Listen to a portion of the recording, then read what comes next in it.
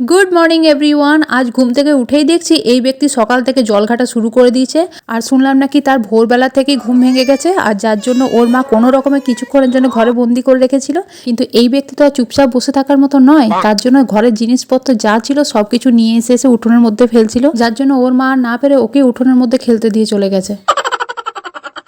আর দেখতেই পাচ্ছ এই ব্যক্তি সেই সুযোগটাকে কি সুন্দরভাবে কাজে লাগিয়েছে, আর জল ঘাটতে পেরে খুশিটা একবার দেখো।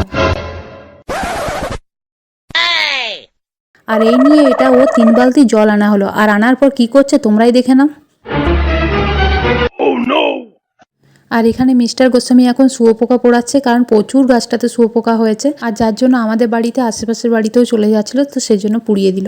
সকাল থেকে আমার সেরকম কিছু খাওয়া হয়নি বলে এখন সকালের খাবারটা খেয়ে নিলাম। আর দেখো আমাদের কুলদেবতা রাধাকৃষ্ণকে আমাদের বাড়িতে নিয়ে আসা হলো, আর পুরো শীতকাল এখন আমাদের সাথেই থাকবে। তো চলো আজকের মিনি ব্লগটা এই পর্যন্তই।